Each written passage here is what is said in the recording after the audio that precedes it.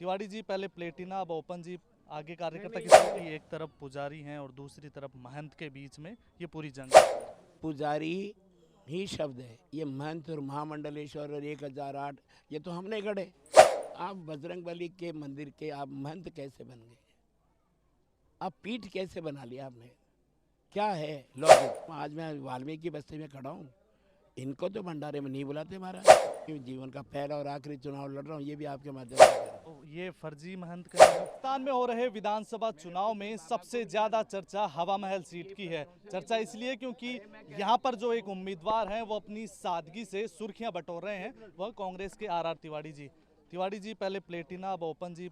आगे कार्यकर्ता किस रूप में देखें? मैं फिर कह रहा हूँ, मेरे पास प्लेटें नहीं है और मैं भगवान को साक्ष्य मान के कह रहा हूँ।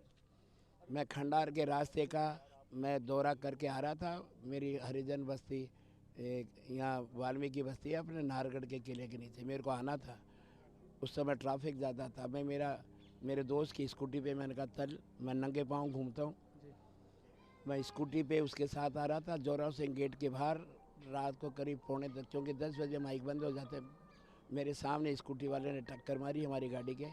ये ईश्वर जानता है, बजरंगबली जानता है। हम दोनों, मैं 70 साल की उम्र में स्कूटी पे दौड़ता हूँ और बाइक पे नहीं चलाता हूँ। इसी को मेरे बच्चे भी कहते हैं कि पापा लग जाएगी, चुनावी वर्ष है। मैं उसके साथ जा रहा था। भगवान जानता है, एक बात झूठ बोलूँ तो ईश्वर मेरे को सजा दे। हम दोनों गिरे और गिरते ही हमको लगा हम हैं या नहीं है। फिर लगा हम हैं, तो मैंने उससे कहा कोई बात नहीं, तू तेज चला।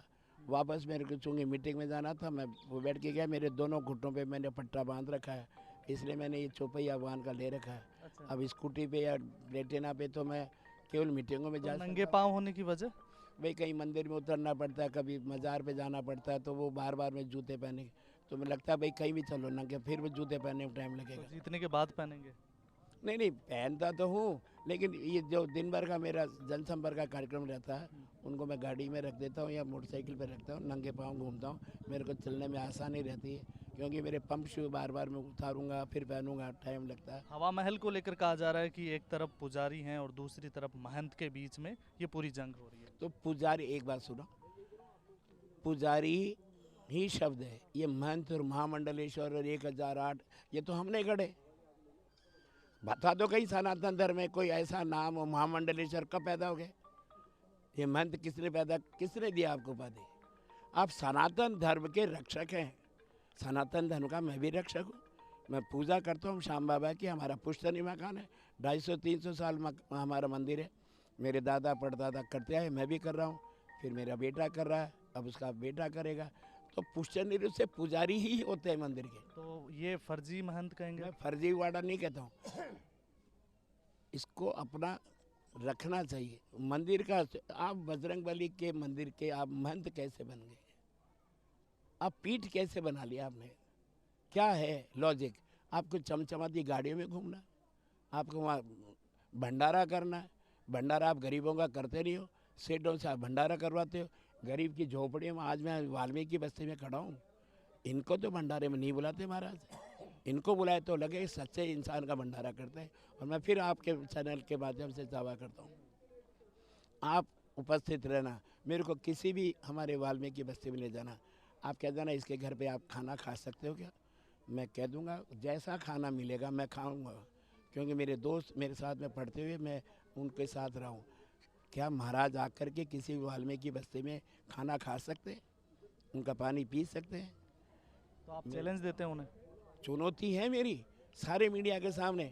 ऐसा नहीं जैसे मोदी जी और अमित शाह जी आडंबर करते हैं, इनके बड़े नेता साफ सुथरा करवाते हैं, खाना बनाने वाले ले जाते हैं, परोसने वाले ले जाते हैं, उस घर के मुखिया के साथ में या महिला पुरुष के साथ फ़ोटो खिंचा देते हैं कि दलित के यहाँ खाना खाते हैं। ऐसा नहीं, आप जो जैसा है वैसे ही लेकर के जाओ। बीजेपी कैंडिडेट दावा करते हैं कांग्रेस राज में हवा महल में जिहादी और अराजक तत्व बहुत अगर बढ़ ये गए। जिहाद नहीं हो, कब्रिस्तान नहीं हो, पाकिस्तान नहीं हो, तो ये बीजेपी का अस्तित्व ही नहीं है। एक्चुअली में बीजेपी इन 4-5 शब्दों के आधार पर देश के बहुसंख्यक लोगों को डराती है। ये ऐसा कर देंगे, वो तुष्टिकरण की बात करते हैं। सच्चाई ये है कि इन लोगों के नाम पर वो हिंदुओं का शोषण करते हैं, क्योंकि मेजोरिटी 80 और 20 का है, उनको डराती है। इनकी आबादी बढ़ जाएगी, इनके बच्चे इतने पैदा हो रहे हैं। आप देख लो 47 की आबादी के बाद में जो रेशो 18 या 20% था, वही तो रेशो है। तो अब आखिरी सवाल यही, कितने वोटों से आप मानते हैं आप जीत हासिल करने वाले हैं? देखो मैं कोई भविष्यवक्ता नहीं हूँ, लेकिन जो जनता का प्यार, जनता का आशीर्वाद मिल रहा है, मुझे लग रहा है कि हवा महल की जनता मुझे निश्चित रूप से जीत करके भिजाएगी। ये आंकड़े तो देखो, मैं जानता नहीं हूँ, जीवन का पहला और आखिरी चुनाव लड़ रहा हूँ, ये भी आपके माध्यम से कह रहा हूँ। अच्छा, पहला और आखिरी क्यों? इसलिए कि मैं 70 साल का हूँ, अगली बार चुनाव में मैं 75 साल का हो जाऊँगा। मेरा खुद का नैतिक दायित्व है कि मैं 75 साल के बाद में चुनावी राजनीति से अलग हूँ।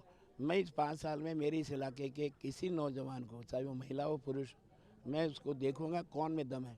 मैं खुद हाईकमान से जाके कहूँगा मैं चुनावी राजनीति से अलग हट रहा हूँ, कृपया इसको आगे बढ़ाओ। ये मेरा पहल है ताकि नया खून आए, कांग्रेस बहती रहे, नया आता रहे। हमको फिर रिटायरमेंट लेना है, संगठन में अगर जिया ये भी पता नहीं। तिवारी जी, ये सब बातें जब आदमी सत्ता में नहीं आता ना तब तक करता है, लेकिन आने के बाद कोई कुर्सी छोड़ता नहीं है। जैसे गहलोत साहब भी कहते हैं कुर्सी मुझे छोड़ नहीं रही है। नहीं, मैं मेरी बात कर रहा हूँ भाई साहब, मेरे को किसी से टिप्पणी, मैं स्वेच्छा से कह रहा हूँ कि मैं अगला चुनाव नहीं लड़ूंगा। मेरे विधानसभा की किसी नौजवान युवक युवती को मैं आगे करूंगा, हाईकमान से रिक्वेस्ट करूंगा, फिर फैसला उनके हाथ में। बिल्कुल, ये थे आर तिवारी जी, जिन्होंने भारतीय जनता पार्टी के प्रत्याशी बाल मुकुंद आचार्य के महंत होने पर भी सवाल उठाए, साथ ही में हवा महल विधानसभा क्षेत्र में वो क्या काम करवाने वाले हैं इसको लेकर भी अपनी राय रखी है।